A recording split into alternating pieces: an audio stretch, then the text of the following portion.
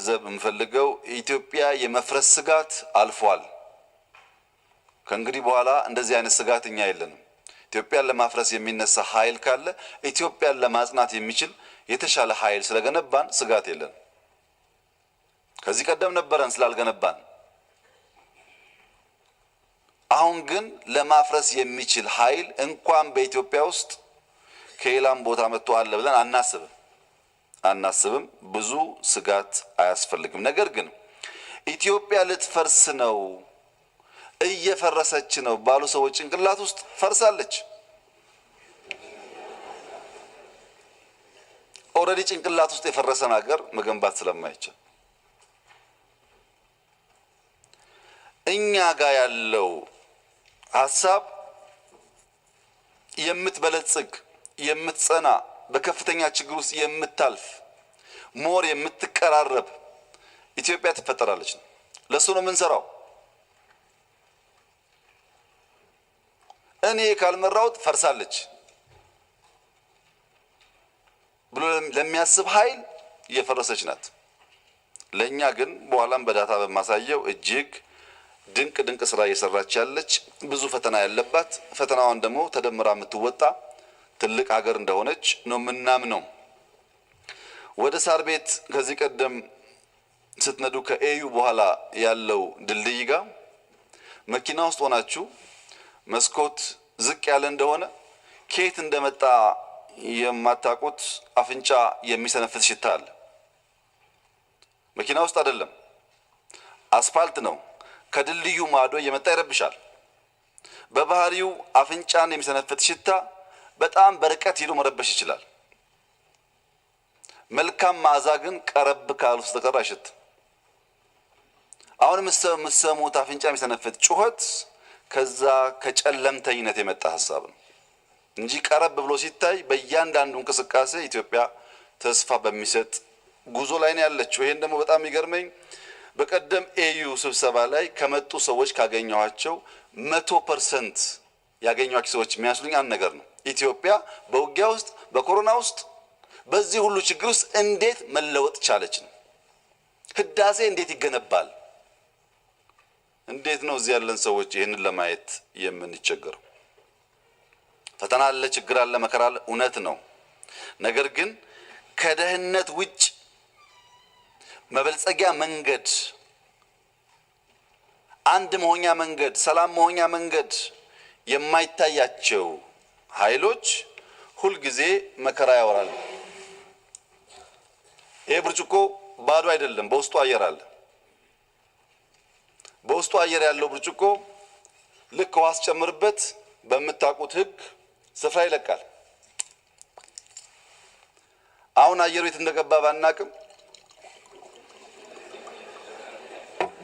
ስፍራ ይለቃል። ምክንያቱም በሲምፕል ማትማቲክስ ማስ ማለት ዴንሲቲ ታይምስ ቮሊዩም ስለሆነ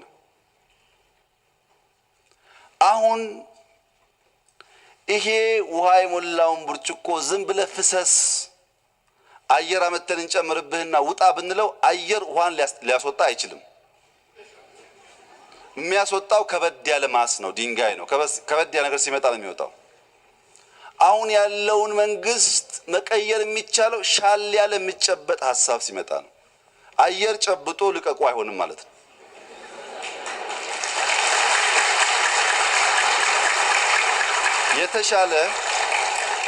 የተሻለ ሐሳብ ሲመጣ የተሻለ ጉዳይ ሲመጣ ውሃው ቢፈልግም ባይፈልግም ስፍራውን ለቆ ይሄዳል። ዝም ብሎ ግን ከሆነ አይሆንም። እባካችሁን መስከን እና ነገር በማስተዋል ማየት ብንችል ጥሩ ነው።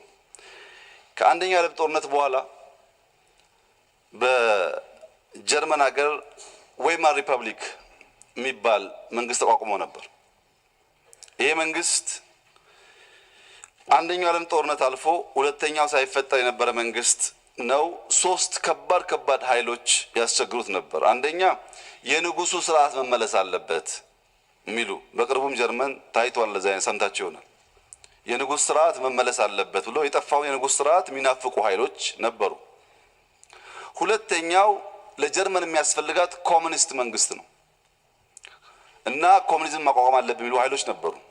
ሶስተኛው ሊበራል መንግስት ወይም ሶሻል ዲሞክራት መንግስት ያስፈልጋታል ብሎ የሚያስቡ ኃይሎች ትጥቅም ያላቸው የሚረብሹ ኃይሎች ነበሩ።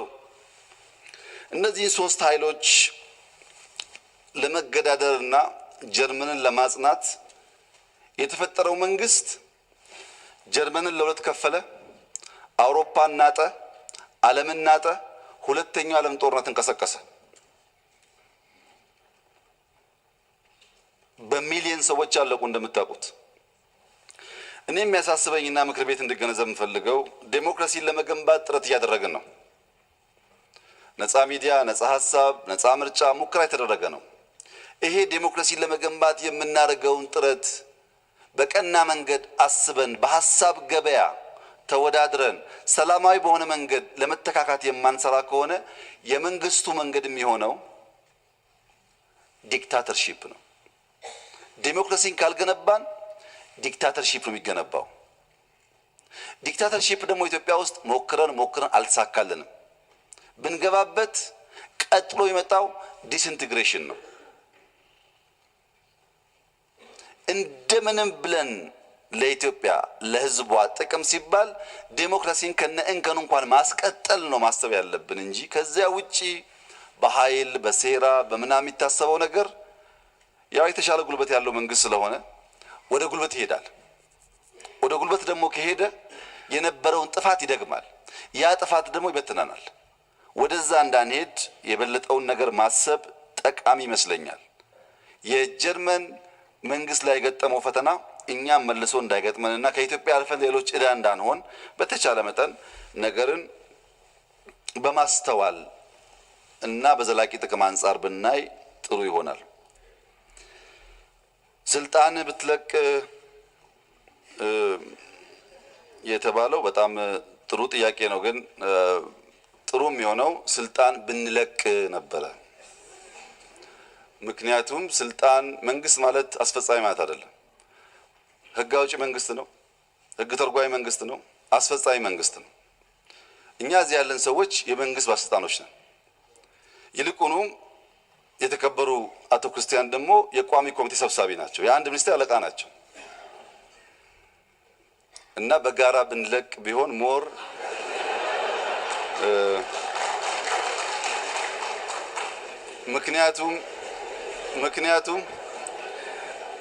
ምክንያቱም ያው እርስዎም እንደሚገነዘቡት የሁሉ ችግር ምንጭና ባለቤት እኔ ብቻ ልሆን አልችልም። ኃላፊነት ከወሰንም በጋራ ቢሆን ጥሩ ይሆናል ብዬ አስባለሁ። ነገር ግን ይሄ ጥያቄ እሳቸው ቢያነሱትም እሳቸው ላይ ይነሳ ነበር።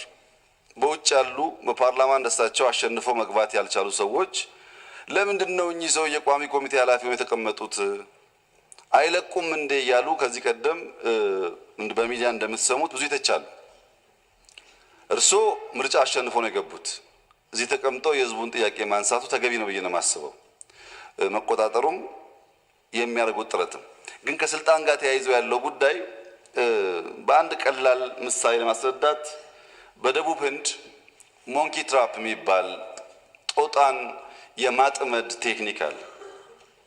ጦጣ እንደምታውቁት ቁንጥንጥ ናት፣ ቅብዝብዝ ናት፣ ለአደን አትመችም እና በደቡብ ህንድ ያሉ አዳኞች ጦጣን ለማጥመድ የኮኮናት ፍሬ ይሄ ቅል የሚመስለውን ፍሬ በጦጣ እጅ ልክ በቀጭኑ ይቀዱና ከውስጥ ሩዝ ያስቀምጣሉ። ሲቀዱት የጦጣ እጅ ቀጭን ስለሆነ በዛ ቅጥነት ልክ ይቀዱትና ውስጥ ግን ሰፋ አድርገው ሩዝ ያስቀምጣሉ፣ ሊይዟት ስለማይችሉ ማለት ነው። ጦጣ ሩዝ አየው ብላ እጇን ሰዳ ካፈሰች በኋላ ልውጣ ስትል የተሰራው ለቀጭኑ ስለሆነ ከጨበጠች በኋላ አይለቃትም። እቺ ጦጣ የሰው ሩዝ ነው ያስኩት፣ የማይገባኝን ሩዝ ነው ያስኩት፣ ይዤው ከቆየው ልያዝ እችላለሁ፣ በትኛው ልሂድ አትልም። እንደጨበጠች ትታገላለች። በዚህ ጊዜ ያን የኮኮናት ፍሬ መውሰድ ስለማትችል አዳኙ መጥቶ ይዛታል። ጦጣዋን ያደናት የያዛት ምንድነው ያላችሁ እንደሆነ ሐሳቧ ነው እንጂ ወጥመዱ አይደለም። እዛው በትና ብትለቅ ትወጣለች። በሐሳብ ግን ሩዝ አፍሼ ካልወጣው ስላለች ሐሳቧ አጥምዶ ያስቀራታል እዛው ማለት ነው። ዶሮ ብታልም ጥሬዋን ነው የሚባለው። ቁጭ ብሎ የሚያልሙ ሰዎች አሉ ሁል ጊዜ።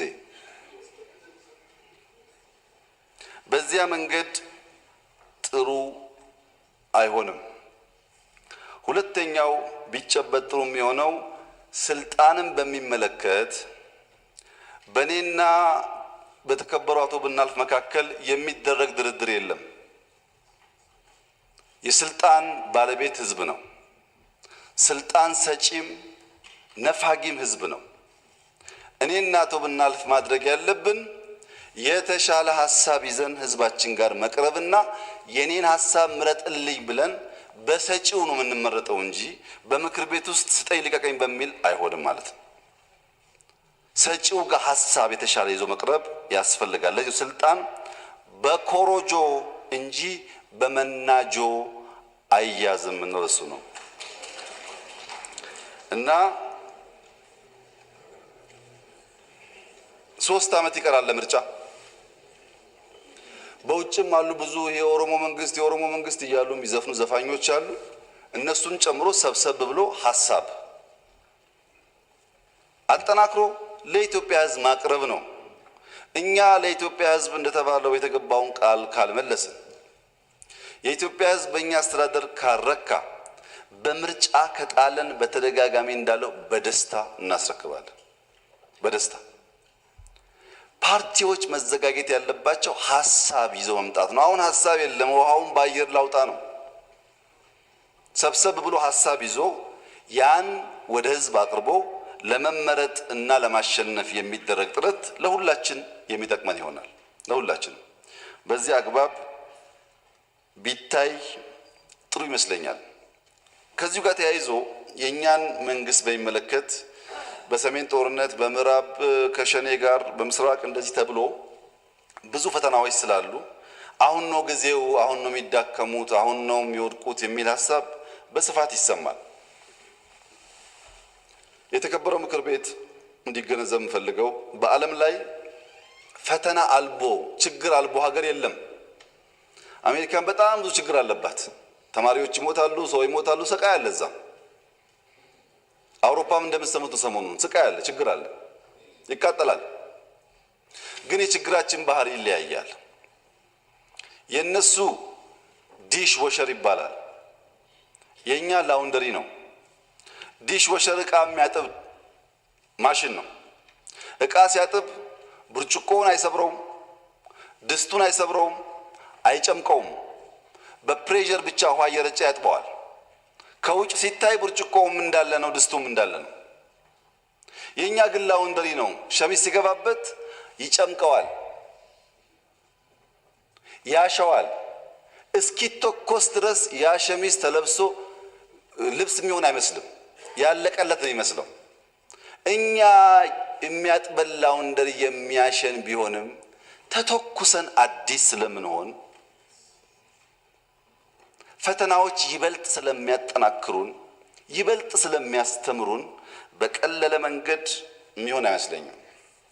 ጠንከር ያለ ዝግጅትና ስራ ቢኖር ጥሩ ነው ብዬ አስባለሁ። በድምሩ ኢትዮጵያ ውስጥ ሰላም ከባለፈው ሻለ ነገር አለ። አበክረን ልንሰራበት የሚገባ ነገር አለ። እጅግ የሚያስደምሙ ውጤቶች አሉ። የሚያሳዝኑ ጉዳዮች አሉ። በሁለት ህዝቦች መካከል፣ ኃላፊዎች መካከል፣ ግለሰቦች መካከል የማይገቡ ነገሮች አሉ። እነሱን ደግሞ በሽግግር ፍትህ ማረጋገጥ አስፈላጊ ይሆናል። የሽግግር ፍትህ ያልነው በነበረው ሂደት ውስጥ ተበዳይና በዳይ ስላለ፣ የጉማ ባህል ስላለን በይቅርታ በህግ አግባብ ያለፈውን ታሪክ እየዘጋን ብናልፍ ጥሩ ነው። ምክንያቱም ጦርነት ሁለት ኃይሎች ተሸናፊ ነው የሚያደርገው። ሰላም ሁለት ኃይሎችን አሸናፊ ያደርጋል። ቢያንስ ልጆቻችን ሻለያ ነገር እንዲያገኙ ያደርጋል። እና ለሰላሙ አብዝተን እንስራ፣ ለሰላሙ አብዝተን እንቁም። ከትግራይ ጋር የተጀመረውም ይሁን ከሸኔም ጋር ይሁን ከቤኒሻንጉልም ይሁን ከአገው ሸንጎም ይሁን ከቅማንትም ይሁን ከየትኛውም ፎርስ በሰላም ጉዳይ ለመጨረስ የሚደረግ ጥረት ቢበረታታ ጥሩ ይመስለኛል። ሱዳንን በሚመለከት በኢትዮጵያና ሱዳን መካከል ላለፉት 67 ዓመታት በትንሹ በታሪክ ታይቶ ማይታወቀው የሚለው ስህተት ነው። ላለፉት ከኃይለ ሥላሴ ዘመን ጀምሮ ጭቅጭቆች አሉ። የኮሎኒ ፎርስ ሲሄድ ዲማርኬሽን ስላልተሰራ የይገባኛል ጥያቄዎች ሁልጊዜ አሉ። እዚህ ምክር ቤት እኔ ከመምጣቴ በፊት እዚህ አባል ሆኜ ያለው ጥያቄው ይነሳ ነበር። አዲስ ጉዳይ አይደለም። ነገር ግን ወደ ውጊያ ስንሄድ ተጨማሪ ያጋጠሙ ፈተናዎች የነበሩ ቢሆንም ከሱዳን መንግስት ጋር ተነጋግረን በሰላማዊ መንገድ ጉዳዩን ለመፍታት የጋራ የሚኒስትሮች ኮሚሽን አቋቁመናል። ያን እናደርግበት ዋናው ምክንያት ችግሩ ለዘለቄታው እልባት የሚያገኘው ዲማርኬሽን ሲደረግ ነው። እስከዚያ ያሉ ግለሰቦችና አርሶ አደሮች በሁለቱም ወገን እንዳይግሏሉ የሚል የጋራ ስምምነት ያለ ቢሆንም በአፈጻጸም ደረጃ የሚታዩ ስህተቶች ይኖራሉ። ጉዳዩ ምንፈታው ግን በንግግርና በውይይት ቢሆን ይበልጥ ጠቃሚ ይሆናል። በዚያው አግባብ እየተሄደ መሆኑን የተከበረው ምክር ቤት እንዲገነዘብ ነው። ደቡብ ሱዳንን በሚመለከት በምዕራብ ኢትዮጵያ አካባቢ ወረራ እያካሄዱ ነው ለሚለው ያው ደቡብ ሱዳን የሰው ሀገር ለመውረር የሚያስችል ፍላጎትም ቁመናም የላትም እና በወረራ መንገድ ባይገለጽ ጥሩ ነው። ነገር ግን በዚያም በዚህም ያሉ አርብቶ አደሮች በቅርቡ ያጋጠመው 20 ሺህ ገደማ ከብቶች እየነዱ ወደኛ ይመጡ አሉ። ድርቅ ገጥሞናል፣ ችግር ገጥሞናል፣ እናንተ ጋር እንቆይ ብሎ የመጡ ሰዎች አሉ። ለማነጋገር ሙከራ ተደርጓል። ዞሮ ዞሮ ድንበራችንን የሚያሰጋ ነገር አይፈጠርም። በአርብቶ አደር መካከል ከኬንያም ከደቡብ ሱዳንም አልፎ አልፎ የሚያጋጥሙ ችግሮች ያሉ ቢሆንም አሁን ቅድም ባነሳሁት አሰፋፈር አንዱ ትኩረት የተሰጠው የደቡብ ምዕራብ ኢትዮጵያ ስለሆነ በኮንትሮባንዱም በዚህም ጉዳይ አብዛኛው ጉዳይ መልክ የያዘ ይሄዳል ብዬ አስባለሁ። ከደቡብ ሱዳን መንግስት ጋር ተነጋግረን እየተወያየን በጋራ ልንፈታው የተግባባንበት ጉዳይ ነው።